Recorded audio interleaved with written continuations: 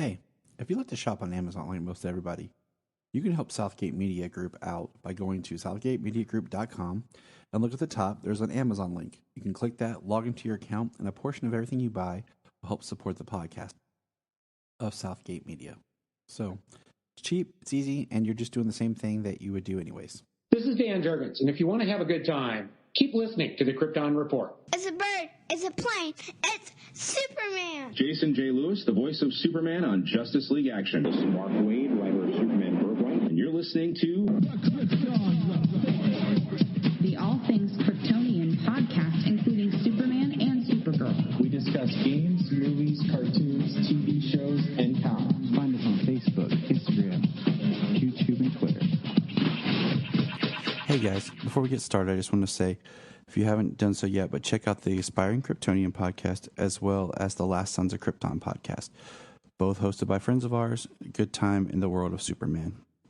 Welcome to the Krypton Report, and guess what? It's time for some comics, because we have been backed up and busy, and we, by golly, need to talk about comics, because that's how this all started.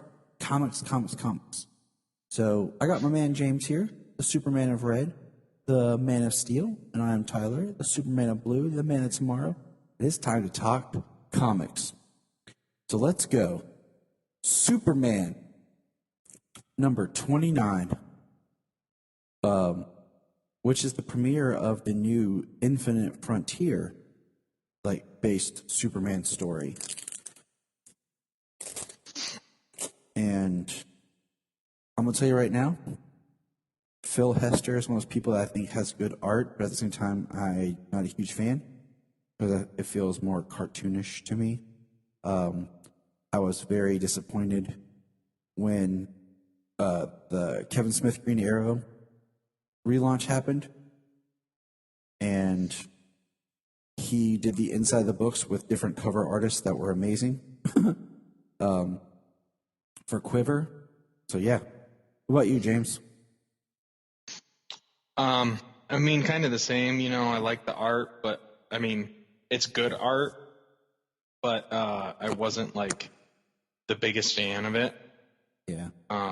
It wasn't bad, it wasn't art that's unappealing, just not art that pulls me in, It's just that middle ground. I mean, it's not, Jim Lee, Gary Frank, Lee Bermejo, but it's not John Romita Jr. Yeah. So yeah. It's right there in the middle. For Superman. No, I will say I love this issue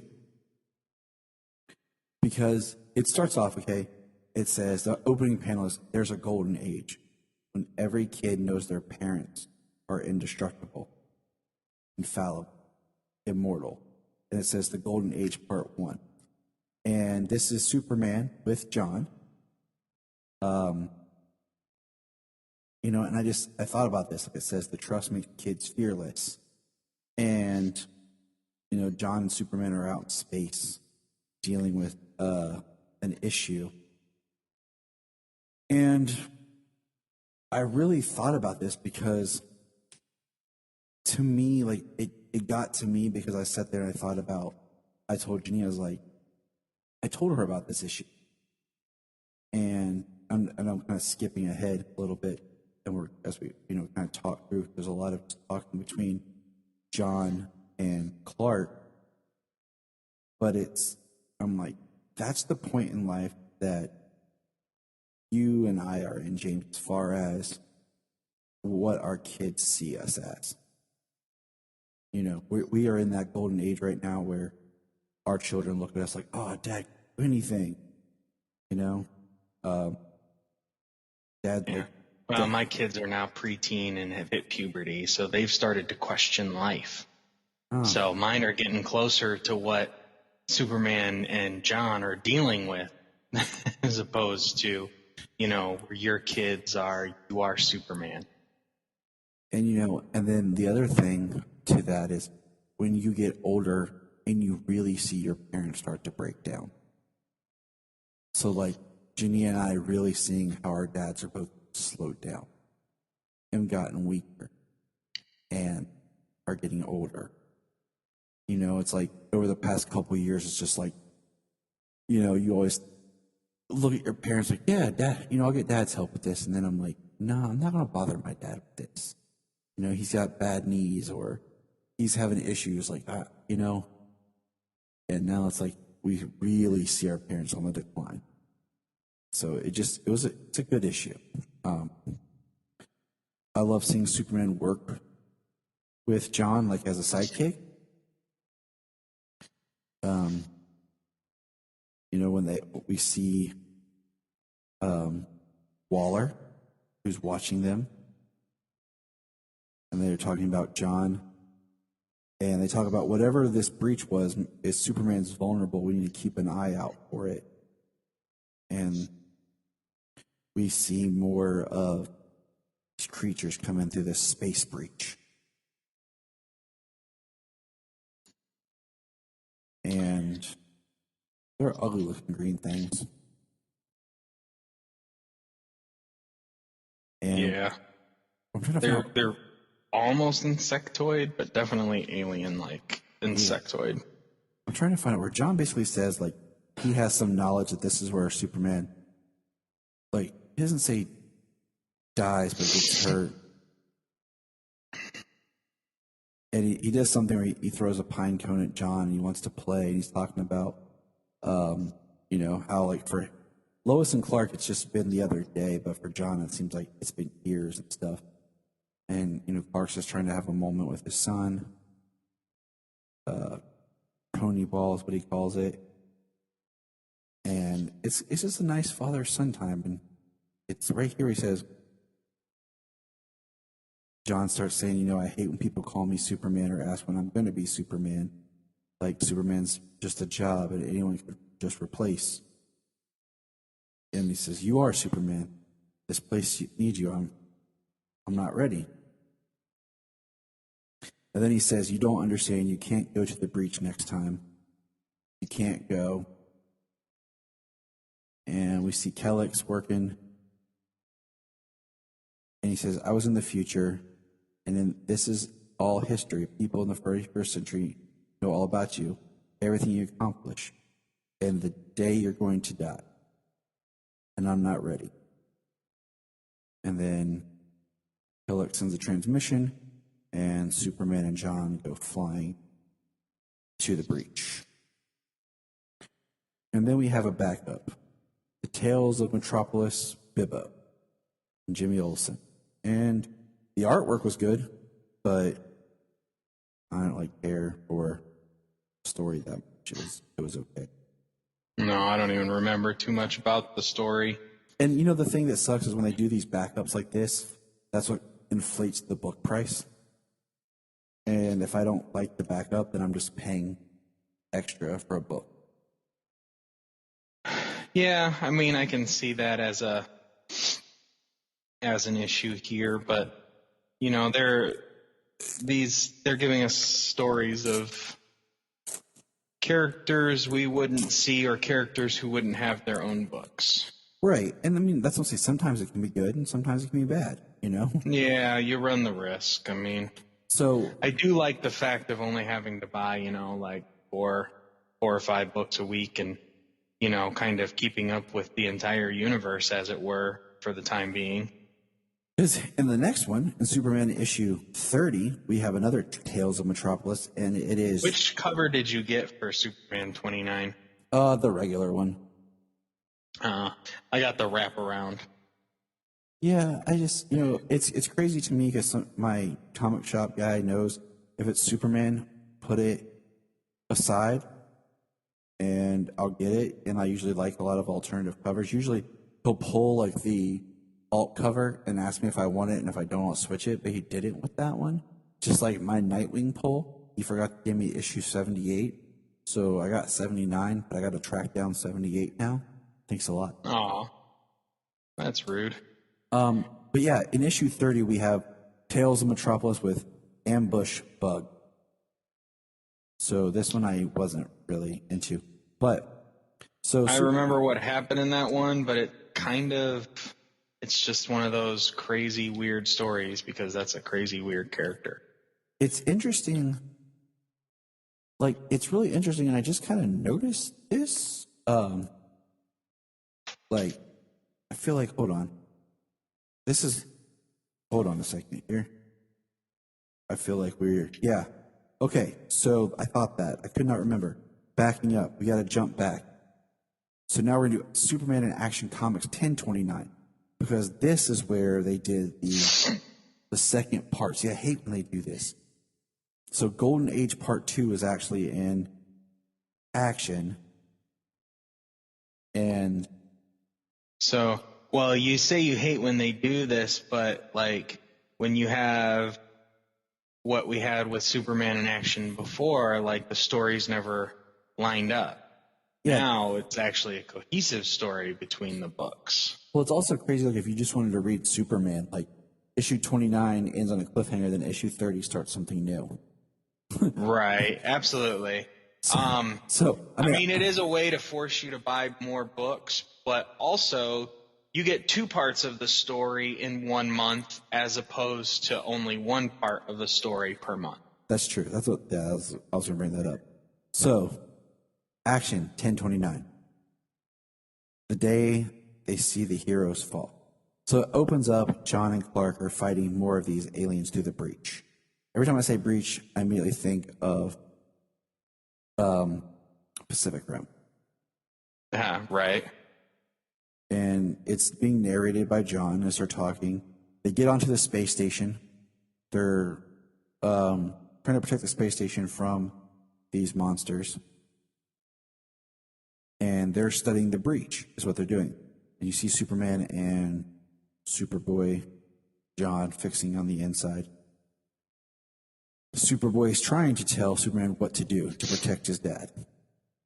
And, of course, you know, as all of us fathers do, we don't listen. And I love this line because this sounds like some crap I would say. I promise you, John, I'm a long way from done. We've got this, okay? I do say that a lot to my kids. Got this. Ginny even got me a shirt that says, I got this.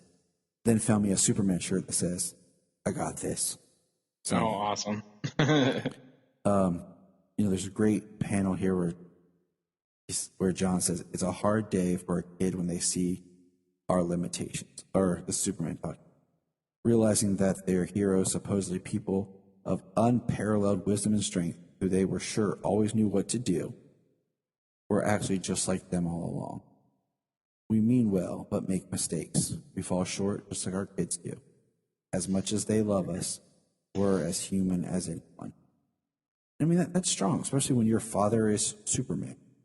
And one of the greatest shot panels on here is when Superman's fighting the alien and he gets hurt and the alien goes to like shoot, I don't know, mouth energy ray at Superman. And you see him kind of falling, but John jumps in the way and takes the blast. And Superman's bleeding here, and John kind of takes over and is fighting. And then a huge insectoid thing comes from the breach. It's pretty intense. Yeah. They fire this like plasma cannon thing at it, and they send it back, blows the breach, and the next thing you know, they're in the desert. Just John and Clark talking away. And I really like just the dialogue of them two talking. And he talks about, you know, I made it, son. I made it through because you were there with me. And this was the part that I remembered. I couldn't remember. It was in the first part of the second is when Clark basically tells the kind of story about Jonathan. Clark, you know, kind of realized that Jonathan, and he says, and I'll read this here. This is Jonathan talking. Jonathan Kent, as in the dad, not John. I'm very clear about using John for the son and Jonathan for the father. It's one of those rules. He says, that's enough, Clark. It was my own damned fault.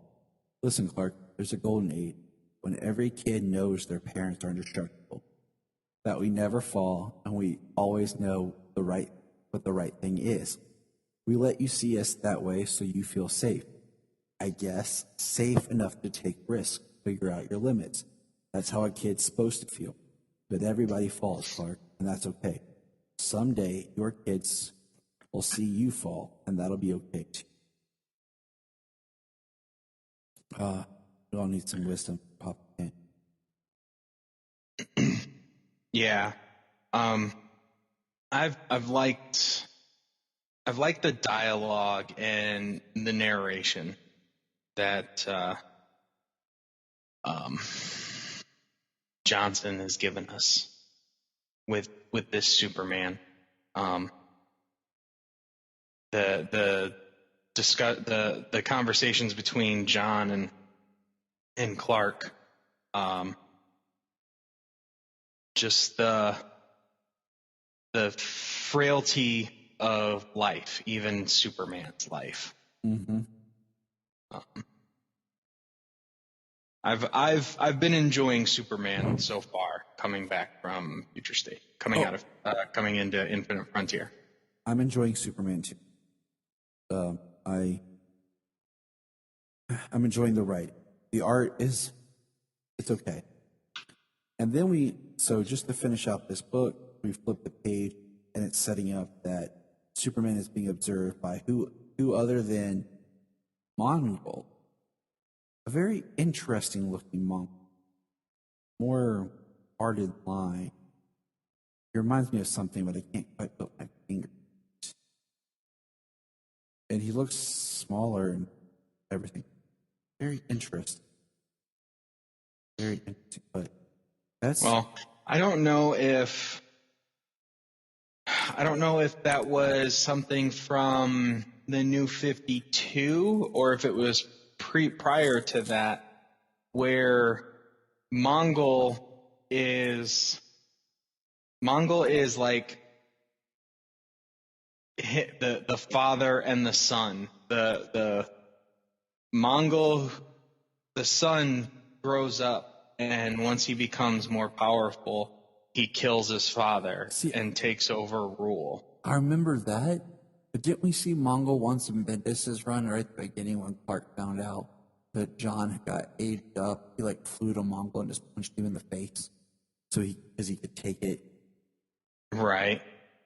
Well, that is the thing. Yes, we've seen Mongul. We saw Mongul there, but the Mongul that we get moving forward. Actually, I'm kind of jumping ahead on the books we're going to talk about. That's fine. Go ahead. Because it actually reaches back to the only place that I know this coming from is the Batman Superman run from the New 52, where the younger Mongul rises up and kills his father and takes over. So Mongul is the name of a line of this family. That's cool. But they just, but they share the same survival of the fittest, strength, might equals right kind of thing, Mm-hmm. That's cool though. I mean, yeah.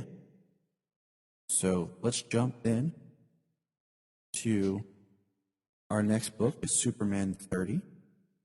And this is, what threw me is this one starts a new, I guess it's going to be just in Superman, because it's called The One Who Fell Part 1.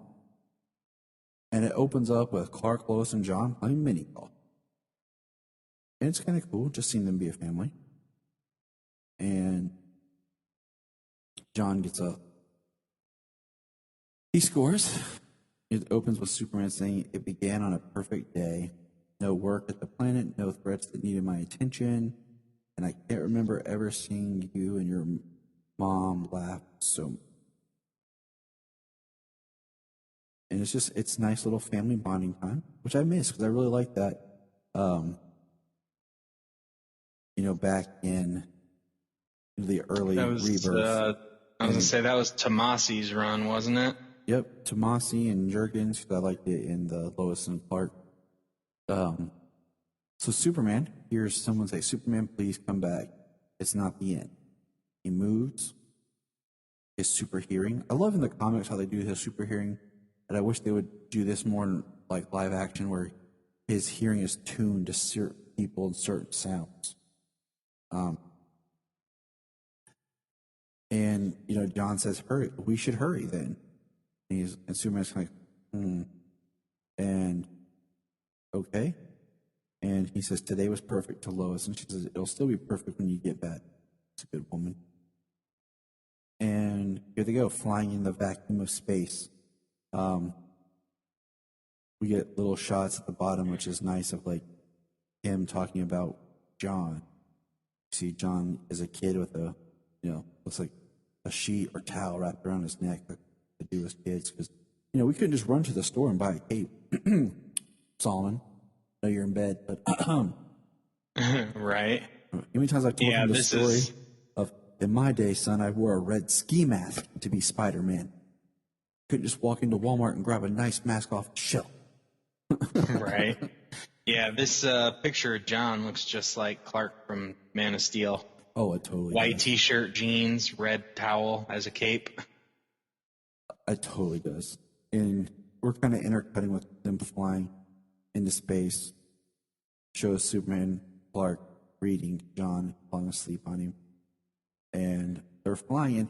How do you feel about like this, of Superman flying out into space and going to different planets and stuff? Like, just flying. Like, how do you feel about that as a Superman fan? I mean,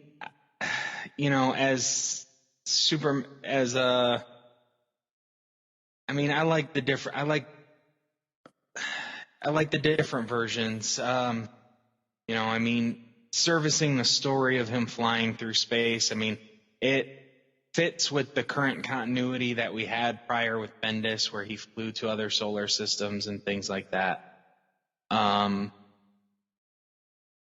do like when Superman can't like fly beyond Earth's solar system without help. That he just can't survive in space indefinitely without oxygen, things like that. Well, see, I like that too. Just thinking of like if his cells are like a solar battery, and he needs the Earth's yellow sun, just getting that far away from that power source, like he could be depleted, and so it's always kind of one of those things. I'm always like, Yeah, depending on the solar system he ends up in,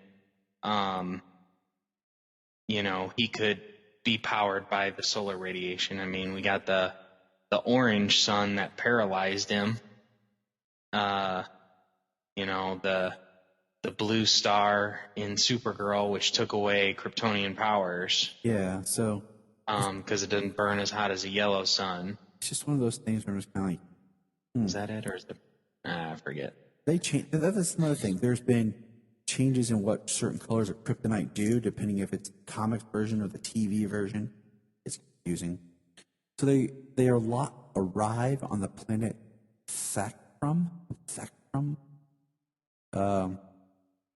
And Superman says it was his Quarth Odanium, and basically, they attack Superman. They're not sure who he is. The locals do. And then that was the only tough part about reading the alien names here, because they were long and they kept the full name every time they said it. Like it wasn't like a first name kind of a thing. It's Superman finds his friend Fowler Ordnum and introduces his son. We learn that Quarth is dead. They talk about the event with this giant. They have like a statue of him, and this Quarth and Kal-El. They drove this beast back under the ground. They slew it, And, they're telling him the story, John. And Clark's being humble and saying that Saldor helped more in the events than he did. But of course, Superman, he's got to go off and investigate. Something's going on. They fly down to where this thing was supposed to be and drove back to prison. They find the communicator. I think it was supposed to be dead, not imprisoned. They thought that they call it Shadow Keep. Yeah. Yeah. Shadow Breed, whatever. They thought it was dead because it's like a parasite spreading, controlling controlling everybody it comes into contact with.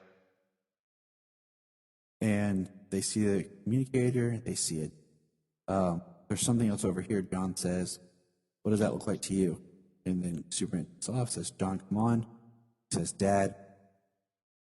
Then we see that the black entity or whatever is basically possessing, controlling Baldor. His eyes are all black. This is where we get the ambush bug, which I started to read and realized I couldn't do it. I put it down. Yeah. I mean, it's kind of cool that the backup stories are related. They're not just. I wouldn't mind if it was like Bibbo and Jimmy Olsen was cool, just but the story was okay, but the characters were fine. So now, did you read Action 1030 yet? I did.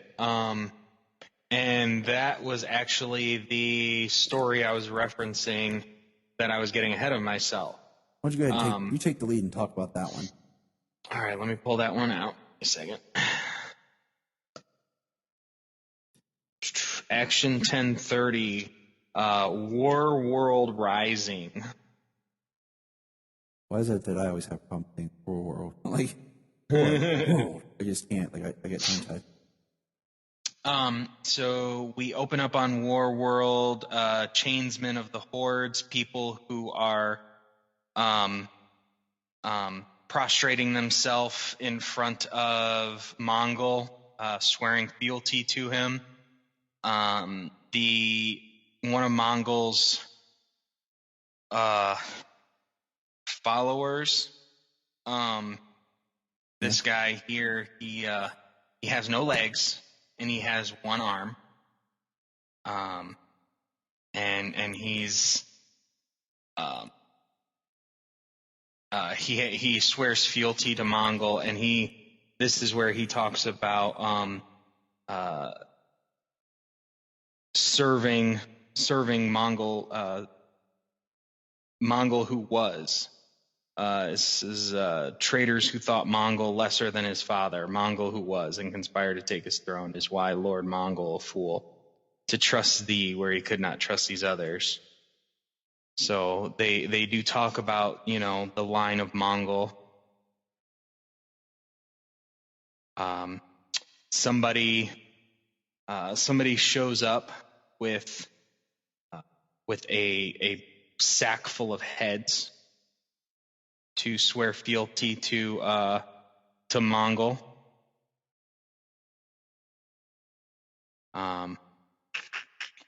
Then we go back to Earth, and Superman is he's flying through. He's flying and he's fighting. He's taking out missiles and he's fighting these ships. But he's talking to Bruce, so he's testing, is what he's doing. Destroying these things. Says that's it. That's time recorded. Come on back in, and the Atom, which, I mean, they didn't draw him like an Asian person, so I don't feel that he is Ryan Choi. Feel that he might be Palmer. Okay, yeah, it does say it's fine, Ray. So it is Ray Palmer, the Atom, with Batman. They're running tests on Superman. How did that feel? Were you giving it everything short of actual life and death? Yes. How are the numbers? Bruce, not what we hoped for. Your energy output increased while your speed and levels of force diminished slightly. We're also seeing slight cellular decay. Ray says we should do these tests bi-monthly. I think your powers might just be fluctuating with ordinary solar cycles. Batman disagrees. He believes that his cellular decay is consistent with some radiation poisoning that came from the creatures from the breach.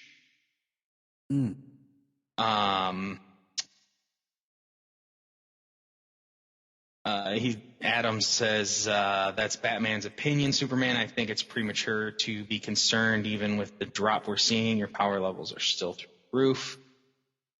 Of course, Bruce being Bruce, he's the wet blanket here. They need to keep it quiet, Superman says, but if Luthor finds out, or Darkseid, any number of people, they can't find out. Bruce says, I've also been tracking John's progress. The kid's getting stronger, potentially stronger than you or Kara. If I were you and I saw these numbers, I think you should consider talking to John about the League.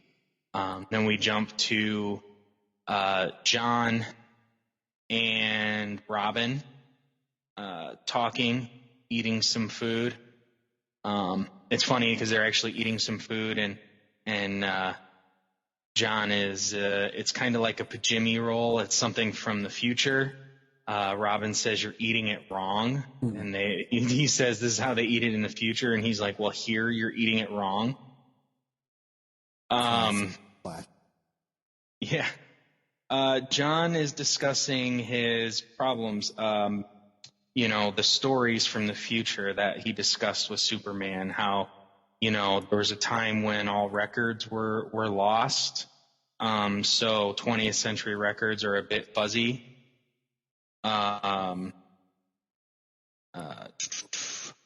Says, and any day now, all the stories about my dad just stop. What do you mean? You think I don't know, maybe what else could it be?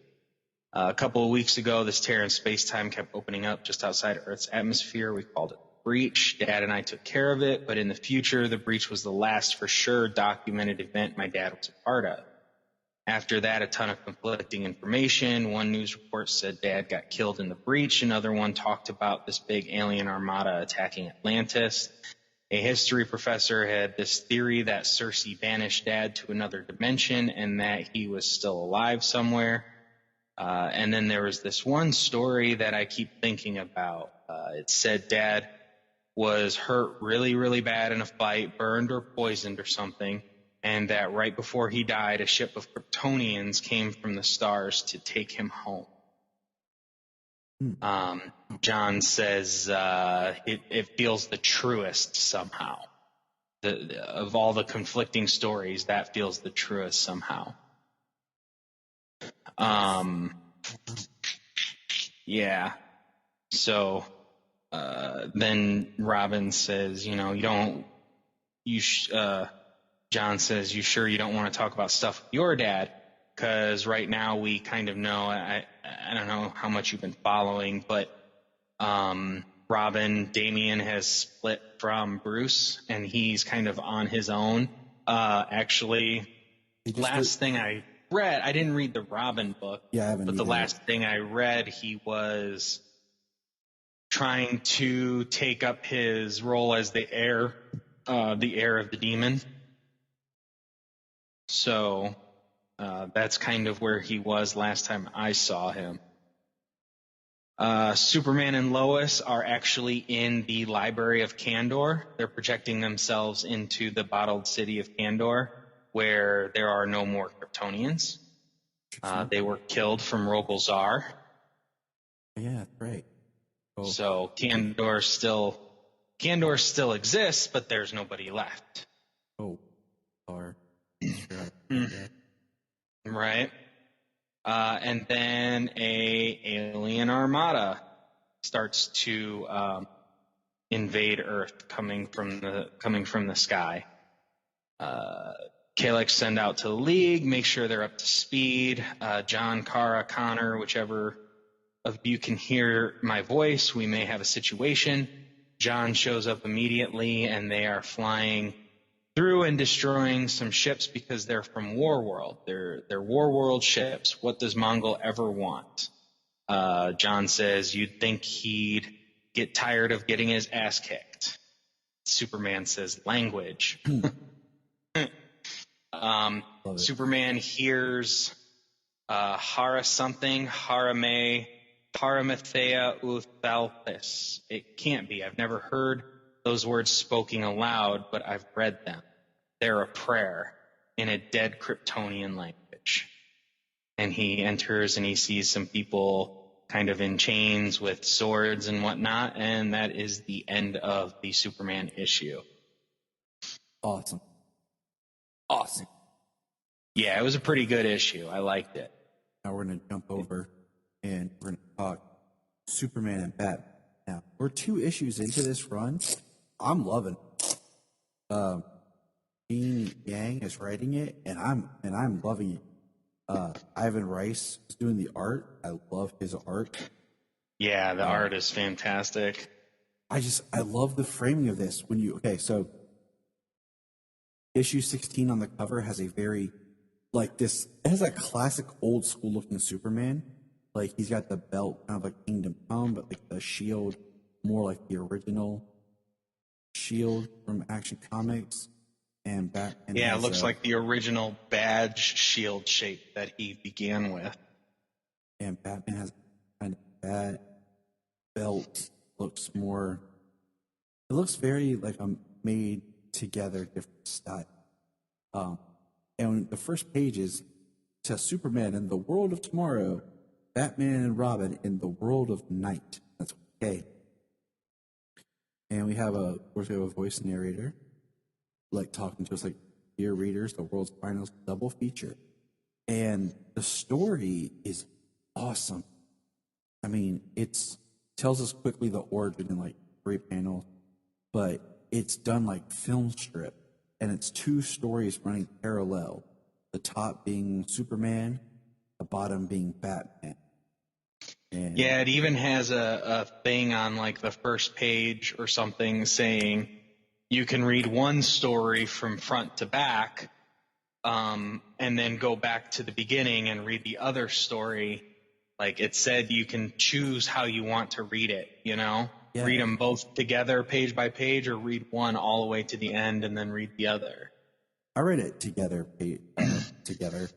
and it's neat because, all right, so on Superman's story, there's like a big thing in Metropolis. You see Lois, Clark, and Jimmy. On Batman's, you see a car pull up, a lady driving. And then the next page is Luthor attacks. The unknown wizard in his jeans.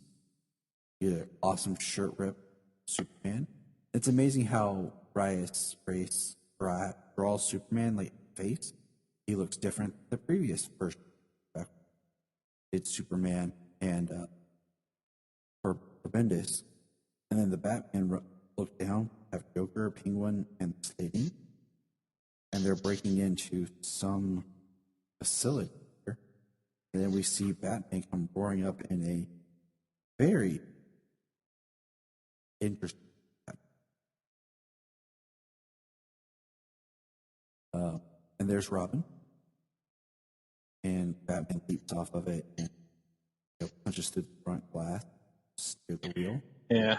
Yeah, the world around Superman and Batman in these couple of issues, it looks very, the world and like Batman's car and his plane and stuff, they look very old, or very old school.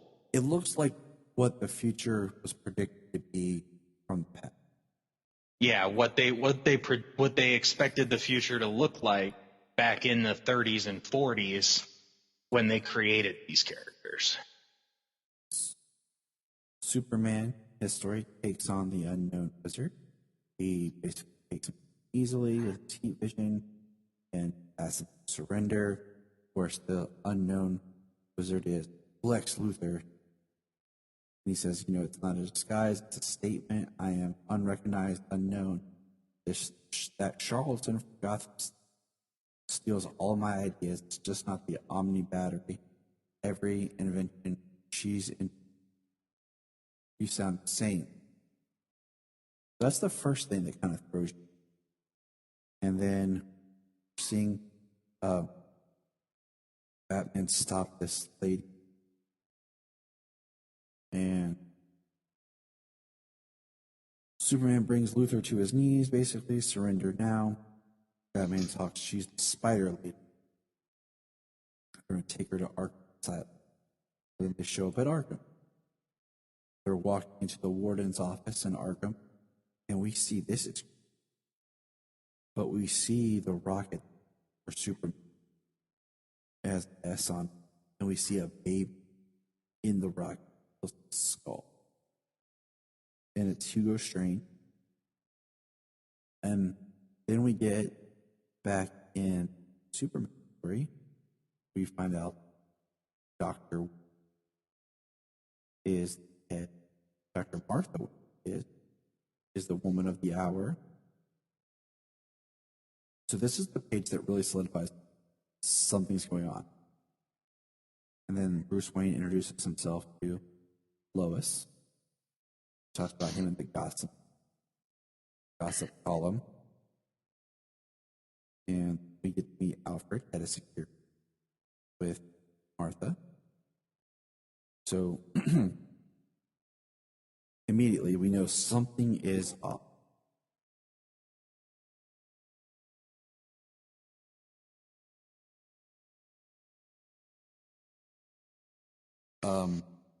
Then in Arkham we see, the Joker, and then get some sort of burn toxin, like causing purple bumps to grow all over them, and something is happening to we find out other person, Rudy. Then we're in the back, and Ralph has got black coffee for Bruce, hot chocolate for Master Richard. We find out in the Wayne side, only Thomas died. Bruce never became Batman. We see about the damaged shuttle. And it keeps going in a very interesting way of Clark and Lois and Jimmy are now interviewing the Waynes. We find out there's another person to play for Bat. But then the most interesting of everything happens on close to the last page here. We see Alfred come out of the shadows, turn a belt, starts to turn into Bane. And then there's a, and I love the art of this because it's, like I said, that 2 film strip that basically Lois falls through a burn in the film from the Superman story into the Batman story. And Lois says, "Where am I?" And Batman says, "You're the Spider." And Clark telling Miss Lane as he's about to fight Bane out. I mean, this is... And then you turn the page, and we have Earth Zero, a thermosphere, and we have Superman and Batman together. And different costumes. This is our more current Superman and Batman. And they're holding basically a film strip in space. And we have this guy saying who said, basically, you shall be annihilated. And the tag is next, Batman and Superman together again. And I was like, this is awesome. This was a story I was not expecting. No, I really liked how they did it. And I mean, it's really confusing I mean, it is at first, but then once you kind of figure out, like, oh, this is two different Earths. Yeah, but then the Superman and Batman kind of like in the Earth Zero, they aren't the same as they were in the film strip. Exactly. It's like our current incarnations. So, because this was one book that I wasn't sure if I was going to read, but I decided because I liked the cover of how, like, it was the Superman with the badge. Yes, I was like, okay. And then I saw the writer, and I was like, okay. I liked his work on Superman versus the Klan. So I was like, let's do this. And I'm so happy I picked up this book.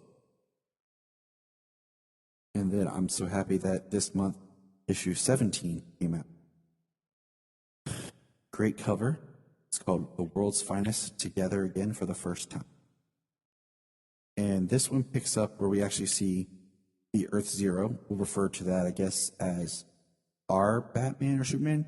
I'm still trying to get a grip on how the Infinite, Frontier thing kind of works. But what's interesting is, like, well, we're really only a month in, so because like issue 16 in the top corner says Infinite Frontier. It does on all the first books, but then the next one doesn't say that anymore. Like, remember how all the Rebirth books had Rebirth on it until they officially like ended Rebirth and just did DC Universe? Mm-hmm. Yeah. So Earth Zero and Batman are fighting basically through film strip, talking, and this robot up yelling at them, calls amateurs. He says, if you two amateurs can't squeeze out a drop of authentic emotion, you'll have to squeeze it out for you. And then it kind of cuts back to seeing the Superman that we were introduced last issue. Bad Superman dropping through his film into other world. And for Lois. And he's very like, what's going on? What is it? He says, it's cold. I recognize it. It's familiar. As soon as I'm outside, I recognize the terrain. This is where my solid should be. See, here's some distance. He's flying. See the Batplane that actually had a front propeller on with like side fire. So I don't want to say steampunk. It's really not, but very like Neo. That's even a thing. Not I just made it up. Yeah, I mean it's something you would see probably from like a noir science fiction story like this. Yeah. Especially with a propeller on the front of the airplane. And then the wings and the they're all. Good. So like what? This is like an updated '66 Batplane kind of looking thing. Yeah. And then Robin, of course, it has the shape of like the Batwing and stuff like that, but it's not as actually cheap as it looked in '66. I love that Robin's chatting up Lois, and he says, "Batman incoming. It's too fast to be a bird. A plane, maybe." Lois says, "Nope." And then it's a nice, like, looking Superman. That's super. Holy, Super is right. The guy is flying. He's gaining on us. And she realizes they've never heard of Superman. And he says it must be one of those goons. Robin, take out his jetpack, your disruptor. You got it, Batman. Apparently he doesn't use a jetpack. And she's like, Lois is talking to Superman, and Robin says, he can hear you from in here. And Batman's like, super hearing, use death charge. Which is pretty cool. Like, he figured it out. But also, I love when we have enraged Superman and a Batman who has no idea what he's doing. Even though he's trying to neutralize him. And Lois says, he's not a threat, a friend.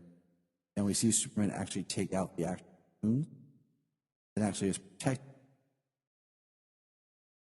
So our next page kind of makes me chuckle because it's Superman talking about how he wants to hold Lois's hand, but he's holding back, and they're blindfolded going to the Batcave. It's just funny because Superman doesn't need a blindfold, but really. And Robin's like, welcome to the Batcave. And Lois is like, is that a trig textbook? So, pretty neat. Batman tells them the story of the Daily Planet exploding and everyone dying. That there's no record of Clark Kent, Superman, but Lois Lane died. And he says, I believe you two are from a different reality, a copy of our world that's been altered. And of course, how are you so sure that our world is the copy? Everybody's Earth is. Well, right. We get confused on the Flash, because technically everyone's like, I'm Earth 1. And we find out that Lois looks just like the Spider. And they have a theory that Lois survived. She is the Spider Lady. I like that Superman's like, they're going through Metropolis and how beat up and rough it is. We see Gibbo, the drunk. Superman saying, I barely recognize the skyline. Go to where the old Daily Planet was.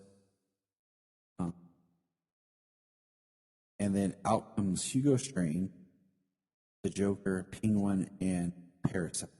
And Penguin is like massive and looks more like a real penguin. And Joker has a mouth like mutated. He has one on his stomach, one on his shoulder, one on his hand.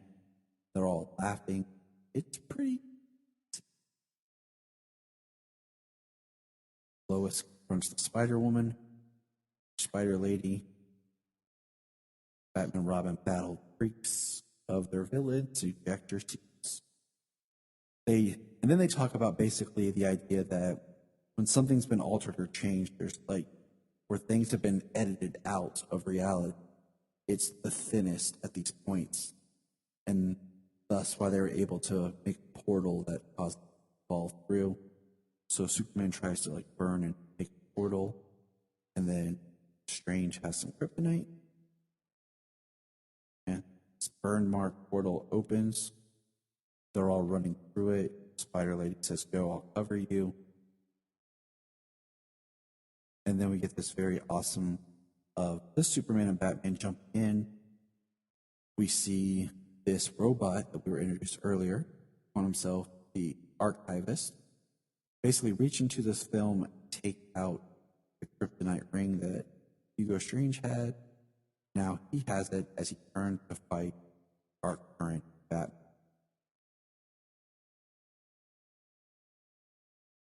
Pretty intense. So I highly recommend this book to anyone. Please go. Yeah, it was kind of crazy. The scientist on Batman's Earth was Lex Luthor. Yeah, it's a very awesome twisted tale. So what other books have you been reading, James? Any other individual books that we haven't covered? I got one, but what have you been reading that I haven't? Superman. I mean, I read Justice League 59 and 60. Where is Justice League 60? I read the first Justice League of like the new. I mean, it's Bendis, obviously, right? We know what that means. It's the story is taking its time to unfold two issues in, and the story isn't really progressed too much. We're still at the state in Justice League where the team is coming together and they're just beginning to figure out what the mission is going to be. It's been just it's going to take forever.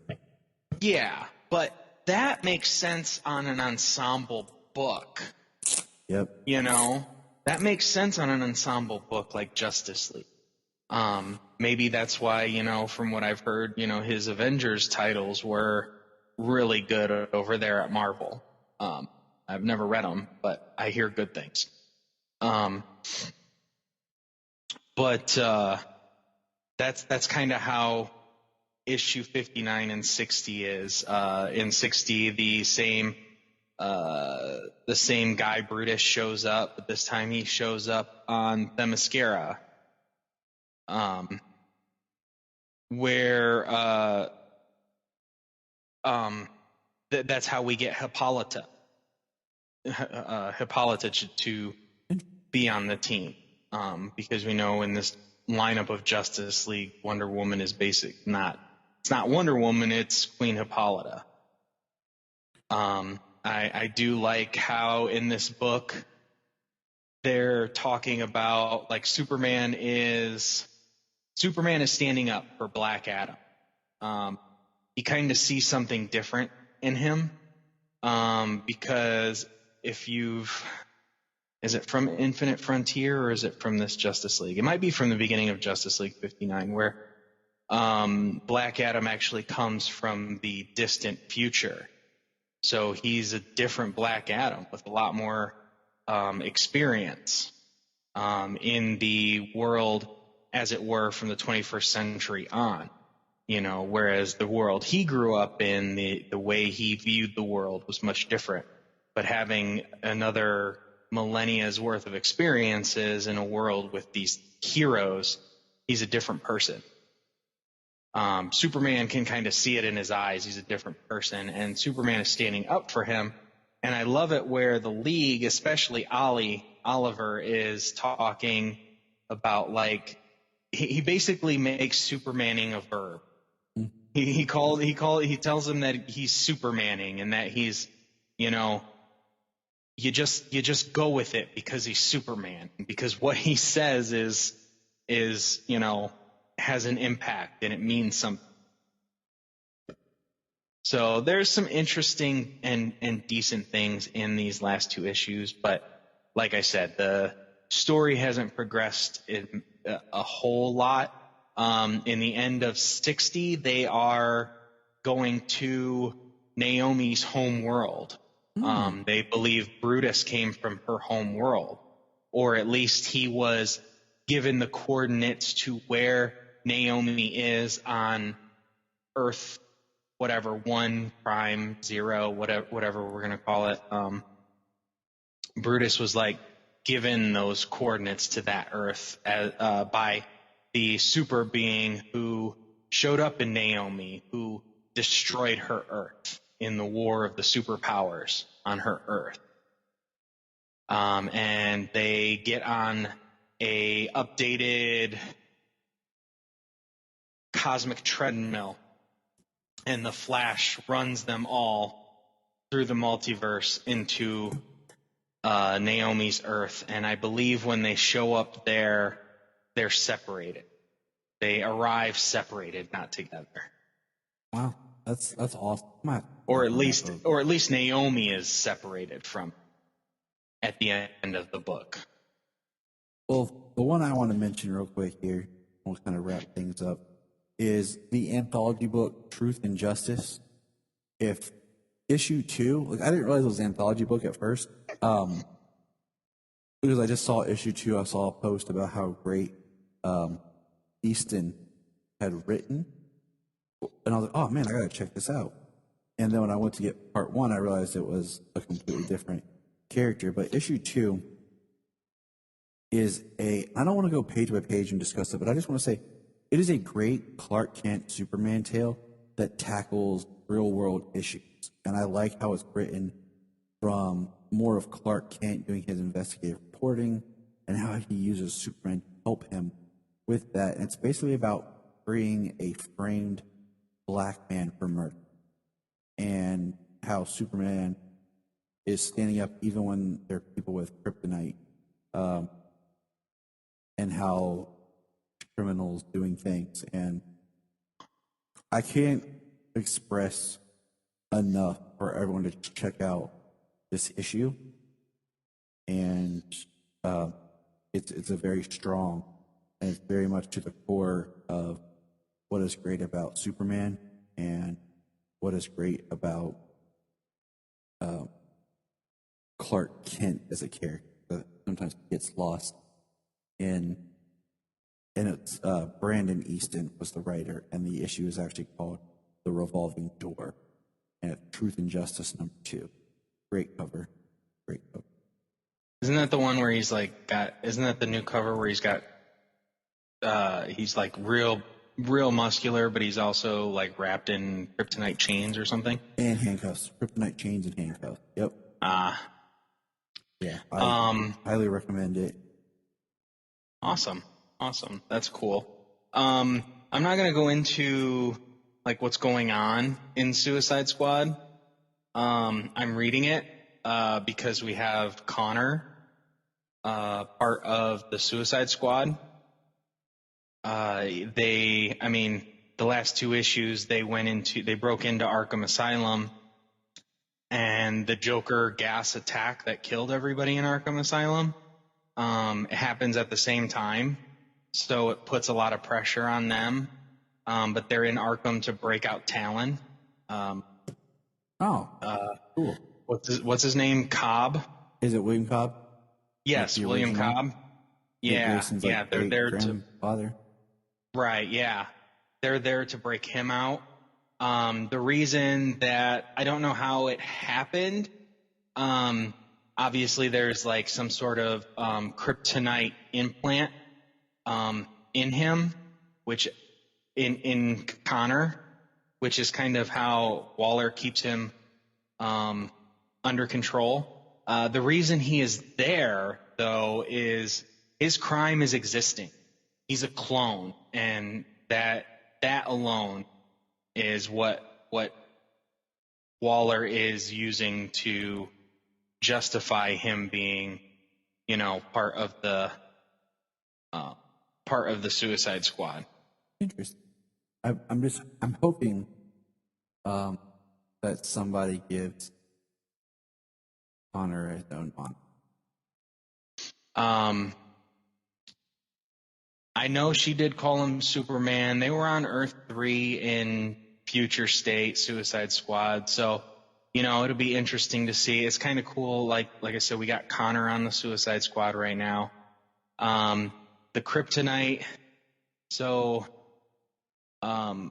Waller pulls out a syringe and says, "This serum will save Superboy from the kryptonite coursing through him right now. The needle is strong enough to break his skin, but I'm not. So this super strong chick has to Uma Thurma him in the chest with the needle, and it wakes him up. So yeah, there's some kind of like implant in him that releases kryptonite into his system when Waller is unhappy with his performance. Kind of messed up. Yeah, and he must be weakened because Peacemaker decks him and knocks him out. Yes, Peacemaker.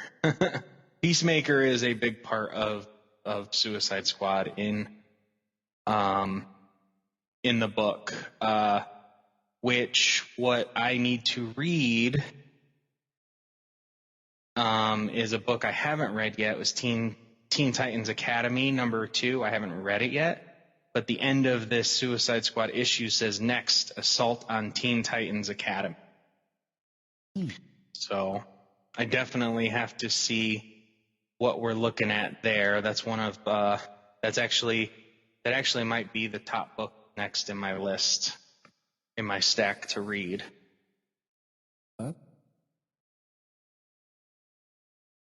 I like. Yeah, it's pretty good. I'm enjoying it. I'm glad to see Connor has a place. There's a place for Connor right now in the books. I read Green Lantern #1, which was good. It was all right. I'm gonna check out Green Lantern #2. Another 2 books. Wonder Woman's really good. I like her being in Valhalla, interacting with the Norse gods. That's pretty interesting. It's different. I bought Tom Taylor's Batman the Detective and, of course, his Nightwing book. And 78 made me cry, and 79 is in my stack coming up of like the next 5 books I've got to read. 78 made me cry, dude. I told you and Brian that. Damn, man. Of course, Tom Taylor, first issue he comes out with freaking for Nightwing makes you cry. Like, he's a fantastic writer. He's a fantastic author, which I am so excited to see him taking on John. I really loved what he did with John in Deceased, especially Dead Planet. Him and Damian were the Superman and Batman 5 years after the world had ended. I mean, I loved what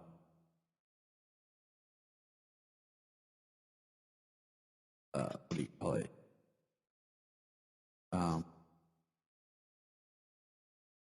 Tom Taylor, when I first read him, was when he did the first Injustice. And just reading that first issue of Injustice and being like, wow. This is amazing. Yeah, he's done so great. Just from what I've heard, I think it's Amazing Spider-Man. Can't be positive. Tom Taylor has written a Spider-Man book in just the last couple of years. And from what I've heard, extremely high recommend too on those. And I'd like to check those out too, just because it's Tom Taylor. Yeah, he's one of those that we hear he's writing. Yeah, absolutely. So, all right. Well, I think we'll put a pin in there. We covered a lot of comics catching up, and we got always more to come. Everyone, keep listening. Send us a message on what you're reading.